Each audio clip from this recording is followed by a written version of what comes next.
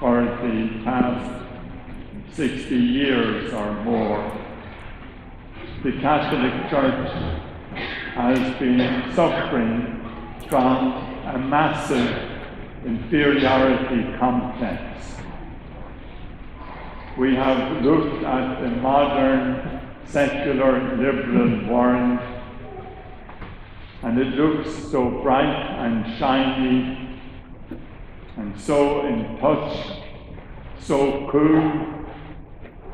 And then we look at the Catholic Church, and it looks so old, a bit shabby, and often out of touch. And as a result of that, we have lost confidence in the Church. We have lost confidence in the gospel that we preach. We have lost confidence in the salvation that we proclaim. We have lost confidence in the hope that we are offering to the world.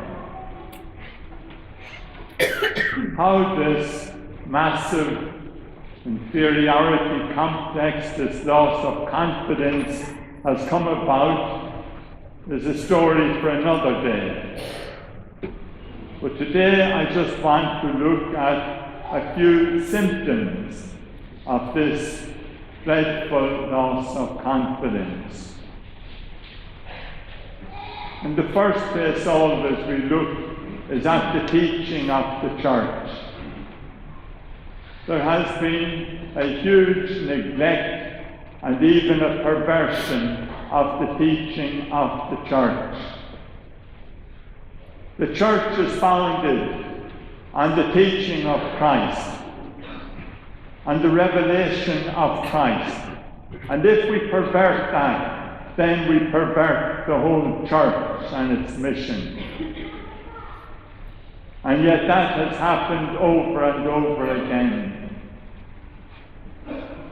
We have diluted the teaching of the Church. We have watered it down. And if we water down the teaching of the Church, then it is no longer the teaching of the Church. It is a fake gospel. There are various ways of watering down the Church's teaching. We can focus on the nice pieces and neglect the difficult parts, the tough parts, the parts that say we must keep the 10 Commandments, the parts that say, pick up your cross and follow me, the parts that say, every one of us faces judgment when we die, the parts that say we are called to eternal salvation, but we can also reject that call. We want to make people feel good, and so we focus on the nice parts. But there are some who go even further. There are some who twist the teaching of the Church, who proclaim their own opinions rather than the teaching of the Church. Bishops and priests who do that are not just bad shepherds. They are wolves in sheep's clothing.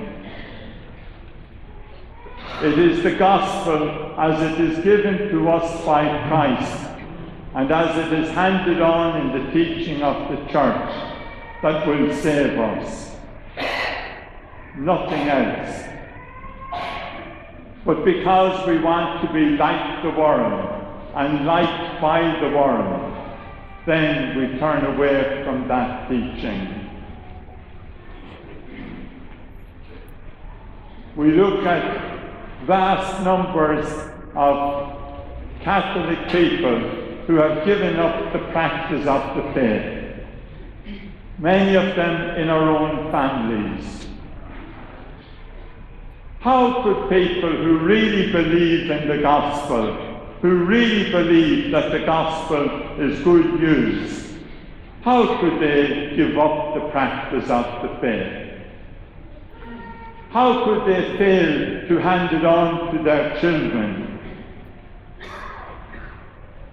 I hear people say, oh, you know, the young people today, they don't go to Mass and they don't practice the faith, but they're really good people. If they are not going to Mass, if they are not worshipping God, if they are not handing on the faith to their children, then they are not good people.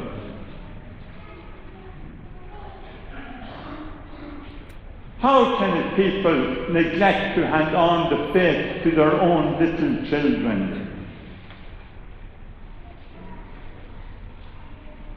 So this massive loss of faith, and what is the response of the church being? A shrug. This is the age of the shrug. What can we do about it? Where is the whole strategy for going after the lost sheep? And even if they don't want to be found, we still have to go after them. And each one of us is called to be a shepherd. Another symptom of our loss of confidence is the whole neglect of the mission of the church. There are billions of people in this world who have never even heard of Christ. So why isn't the church on fire to bring the gospel to them? Why are we just saying it doesn't matter? It does matter. Salvation matters. We have to become a missionary church once again. So many of our missions, they ended up talking about development, about justice and peace, about the environment, about creation, whatever else. And those things are good. But ultimately, it is salvation that matters. It is getting to heaven that matters. It is proclaiming Jesus Christ, risen from the dead, that matters.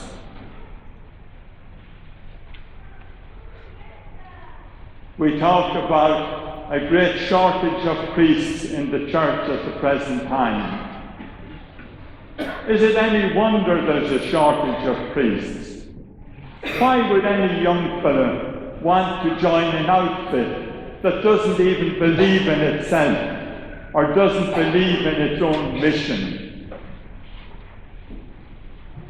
If we want to have vocations, then we need to regain confidence in what we are about, and then the issue of vocations will take care of itself. So many of our Catholic institutions are no longer Catholic. They are Catholic in name only. So many of our Catholic schools are not handing on the faith to children. They are betraying the parents that send their children for a Catholic education. So many of our Catholic voluntary organizations have simply become do-good organizations. They have lost the sense of their mission. So many of our Catholic hospitals are no longer Catholic. In Ireland, a number of Catholic hospitals have said that they will kill unborn babies. What kind of a Catholic church or Catholic hospital is that would cave in so simply and so easily to such a dreadful evil? Each one of us is called to be a missionary. We are called to proclaim the gospel to the whole world, beginning in our own families. In recent times, we have used the word evangelization a lot. We talk about evangelization, new evangelization, re-evangelization, and so on. Well, that's fine. But I think we need to get back to the use of the word mission. The mission of the church, that the whole church has a mission, that the Catholic family has a mission, that Catholic schools have a mission. They don't just have an ethos, they have a mission. That Catholic hospitals and Catholic voluntary organizations all have a mission. We are called to be missionaries. We celebrate today the memory of St. Therese of Lisieux. This wee, sick nun that was enclosed all her life. The church makes her the patron saint of the missions. What it is doing there is telling us that each one of us in our own situation is called to be a missionary. None of us is excused from that. There are many other symptoms of this loss of faith. The question is, where do we go from here? The first thing, it is holiness that renews the church. Changing structures, setting up pastoral councils, reforming the curia, all of that is worthless in the long run if we have not got saints. It is holiness, it is the life of the risen Christ that reforms and renews the church. So each one of us is called to be a saint. Each one of us is called to think like a Catholic. We cannot live in this poisonous environment in which we are living without being affected by it. And so we need to decontaminate our own minds, to get back to thinking like a Catholic in everything, to living like a Catholic in everything. We don't need to be impressed by the modern secular liberal world. It is a poisonous ideology, secularism. It is an ideology of destruction. It is an anti-life ideology. It is an ideology of hopelessness.